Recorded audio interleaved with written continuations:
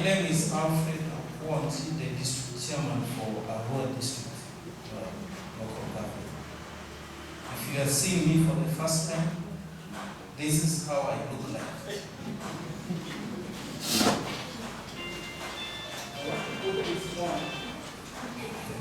For the reasons you best know.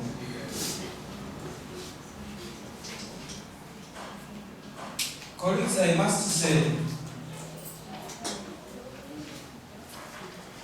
we have a big problem in our region, a big problem in our country.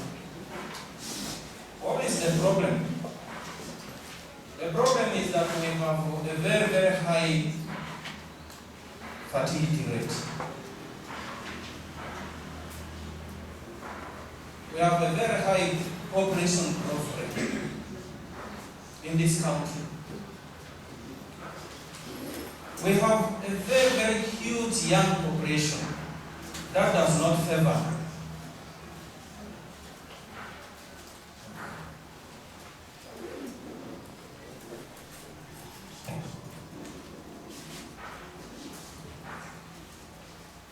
We have a very huge young population. Very huge population that does not favor economic growth in this country. And I think each and every one of us are bearing the burden. Many young people have gray hairs on their heads and on their chins, particularly boys like me. You are having this because of pressure. You are carrying responsibilities that you are not supposed to carry at this age. Why? Because we have a huge young population that is dependent on very young, very few elderly population. It's so sad in this country. This population we have in this country, we cannot reap big from it. The countries are asking, the entire world is asking us to reap big from this young, huge population in what is called demographic dividend. We can't. And you see many young people by the roadsides. They can't go in the garden, they dig. They are by the roadsides. There's a lot of population pressure. So many social evils that have come into play because of that high fertility rate we have. And so, we are in what is called a population trap in this country, serious population trap. And those of you who have studied Malthusian theory,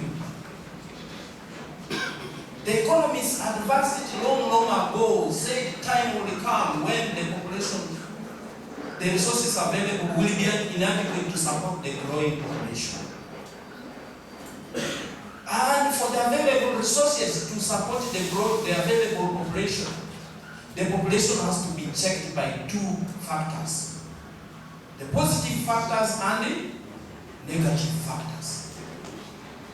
The positive factors emphasizes that the excess must die away. The negative factor says that those who will not be in position to bear the unbearable situations have to run away from this place, have to leave their families and go away. And that is the reason why you don't find men in families. That is the reason why you find men by the roadsides, because they cannot bear the situation in families. The food is not available, it's not adequate enough. So we have a situation called population trap, and for which we must do something. And this is an emergency situation that we are in. And now, the scientists have come up with what is called social behavior change communication strategy. I don't know whether we are aware that we're in a science room. I don't know whether we are aware that we're in a science lab. It's called social behavior change communication strategy, scientifically to contain the emergency situation. Am I loud and clear? To contain the emergency situation. And that is why we are here. That is why we are experiencing pressure from our battles from morning up to this time. Lunch ordinarily is supposed to be by 1 p.m. But have you eaten lunch? Nothing. We are still here. Why? Because of two things that we are afraid to control. Those things we carry in trousers and skirts. I don't know how many kilograms they weigh. Does anyone know how many kilograms they weigh? They are the reasons for our sitting here. How can tiny things control us? Tiny useless things. How can they control us? It's the reason why we are here. If we do nothing, colleagues, then there's no future for us. This sitting is calling us to provide clear information. I want to read it: accurate, clear, relevant, and timely information to contain the strategy, to contain the emergency situation. Is the reason why we are here.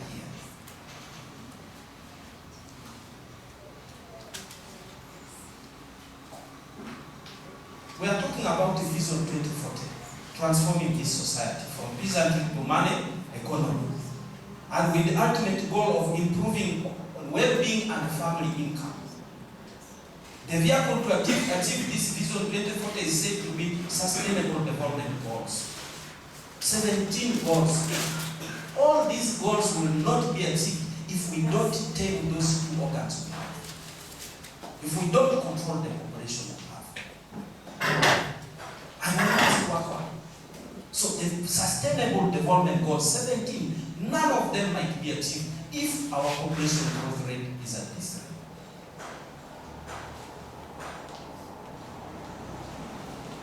If it's at this rate, so we have to do something. Now, the vehicle in this country to achieve the Sustainable Development Goals is called National Development Plan, which runs in series. 6 years. 6 series. Now we are in National Development Plan Phase 3.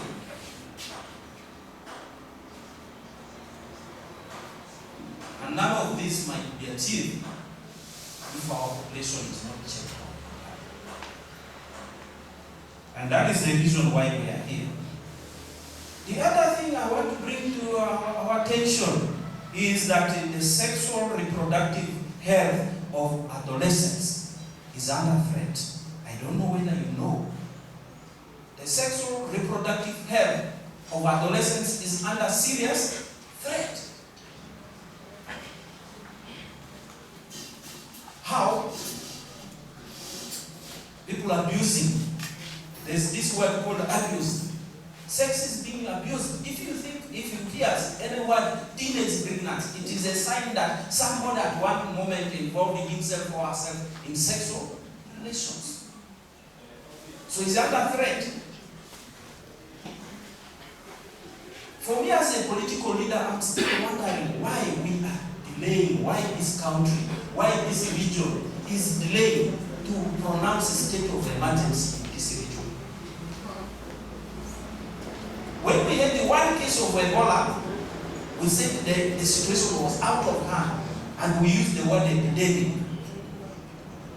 One case of COVID-19 was enough to direct the resources to that direction. And I think we need to declare a state of emergency, a state of outbreak in this region. You have the data, you have the statistics.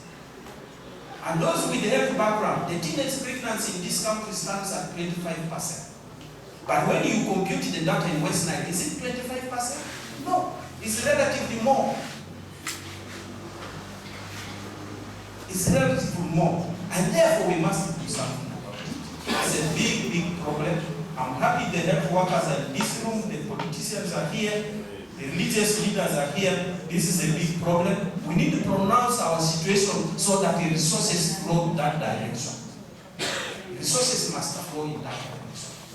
I've mentioned it twice and I will continue to mention it.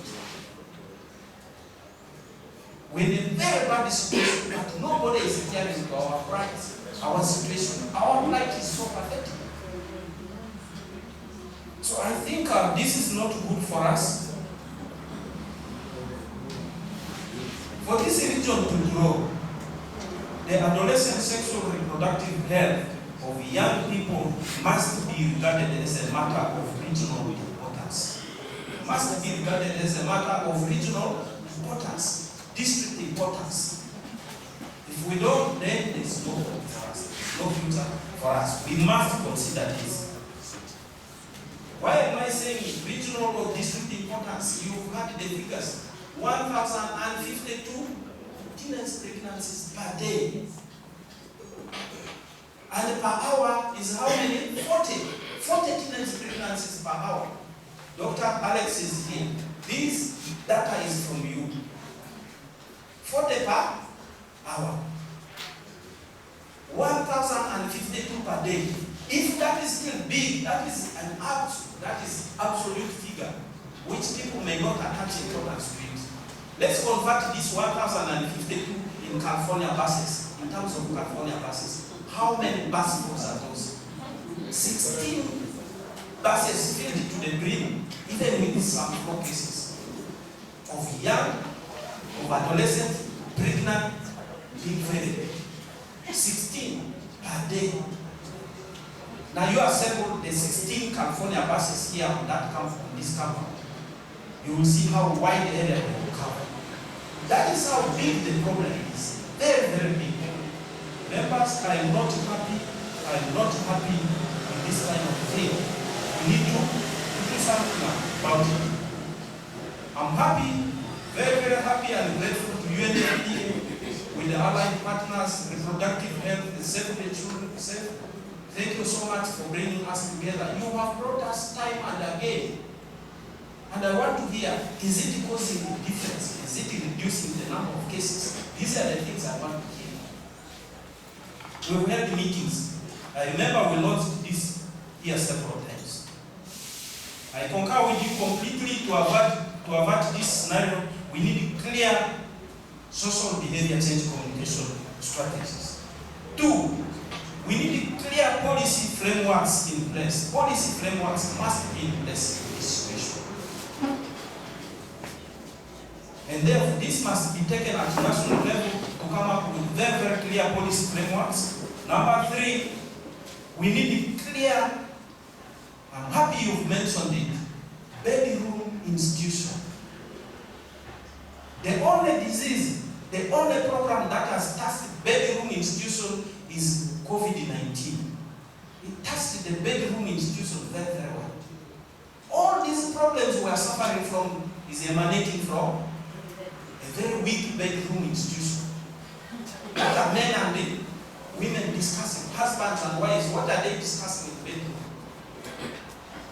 What are they discussing? And whatever they are discussing there is the outcome that we see.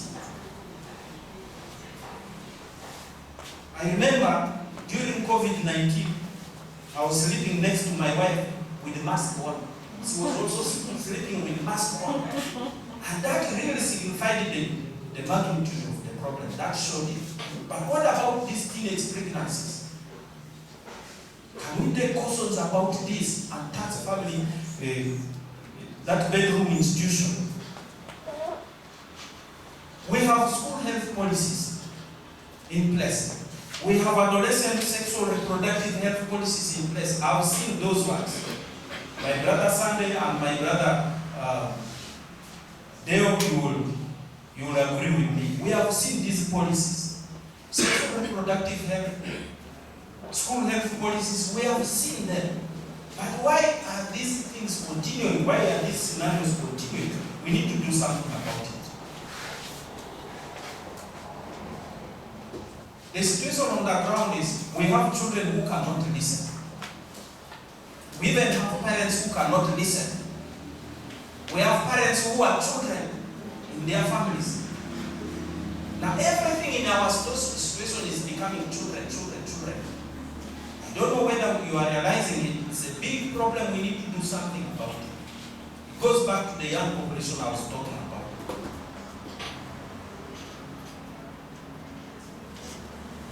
I'm very happy the strategies that have come up here will help us if we can really implement them.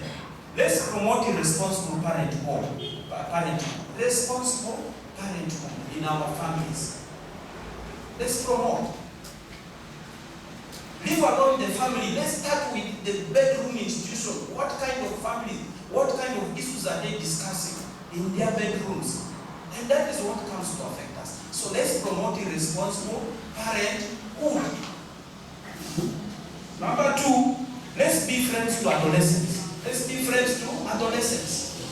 And for those of you who have gone to my home, I have 10 young girls. 10 young girls on my homestay. 10 of them. These are not my biological children. Out of 10, I only have 1. 9 are people's children. And every day, you know what I'm doing? I'm replying to their languages, guiding them, giving them way forward. 10 of them. I wish I knew. I tried to call one of them to be here to come and give testimonies. What message are you passing to these boys, these girls? What message are you passing? In my families, these 10, they have their mother there, my wife is there, but when it comes to menstrual periods, they run to me for pads. Wow. That we've run out of pads. The thing has come. Now we call it the thing has come. Okay? The thing has come. So what do we need? You need pads. So what is the situation like in our families? Each one of us, I want to ask us. Do your children find it very easy with you, or they look at you as a hero, as a threat, as a big barrier in the family? Do you discuss love letters? And everything. I have one girl who has just finished senior 4. The mother comes from Masindi. This is not my biological child. Last week I took her, please remain with your mother. Said, no, Daddy, I want to go back with you. I don't want to be with mommy. I said, why? She said she's going to miss my advice. This is a girl who has just finished senior 4, but she has introduced the 4 boyfriends in our family. That this is my husband. The second one she brought. The third one she brought. 4 boyfriends introduced in the family. We have all objected those. And it's up to now. This time as I talk, she has no boyfriend. And it's very happy about that. Very happy about that. So colleagues, we need to go extra mile. We need to go extra mile. 10 girls and 5 boys. These are other people's children. What are they doing? They are getting guidance. They are getting guidance from me. And you are very, very capable of doing that. So let's do that and really be friends with these ladies and boys. Promote youth to promote healthy lifestyles. I agree with you completely. And fight drug and substance abuse. I agree with you completely. Now, finally, let's support initiatives that prevent teenage pregnancies. There are so many of them. Let's be part and parcel of all those initiatives. There are very many of them. Number 2, let's increase access to sexual reproductive health services and information for these young people. They're in transition period. They lack information. Nobody is there to help them. Let's provide them with information. It's not good to say, no, don't have boyfriends. No, don't have boyfriends. My girls, I tell them, please, if a girl appreciates you, I want you to be my fiancé. I want you to be my girlfriend, my wife to be. I tell them, please say thank you. Thank you to these boys. Thank you for appreciating my beauty. But can you give me 15 to 20 years to finish my studies, and thereafter I will be for you born? Is when the boys begin to run. This business of saying you refuse is also very bad manners. Okay? But let them push sense. Finally, let's retain girls in schools. Let's retain our children in school. The research shows the more years the girl is in school, the better in terms of teenage pregnancies. Let's retain them in school. And when they're in school, let's do our part to make sure we support them. In conclusion, we need to move from nowhere to somewhere. Let's move from nowhere to somewhere. With this fight, let's move from nowhere to somewhere. Number two, let's build the capacity of leaders. Thank you, Seth. Thank you, UNFPA. Build the capacities. There are politicians who are in these leadership positions, but nobody has built their capacity. There are religious leaders with well-placed. Nobody built their capacity. I want to say thank you. Do that again and again. And next time, let them come with the stories of change. What has changed in their community? And the last one, we need a strong institution from bedroom, family, community, sub-county, district, and must go. I think that way we'll be able to fight the devil from the source for God and my country. It's not simple honor to recognize this has been our tradition. I appreciate all the RDCs. We have very good working relationship. I keep saying time and again, the best relationship we've had with RDCs. And we're also checking on each other. Whoever is not doing it well, we tell this one is wrong. But I've enjoyed the company, the message from RDC, Koboko, and allow me to invite my RDC and this. Please come and close this. Not close, but adjourn. God and my company. Thank you.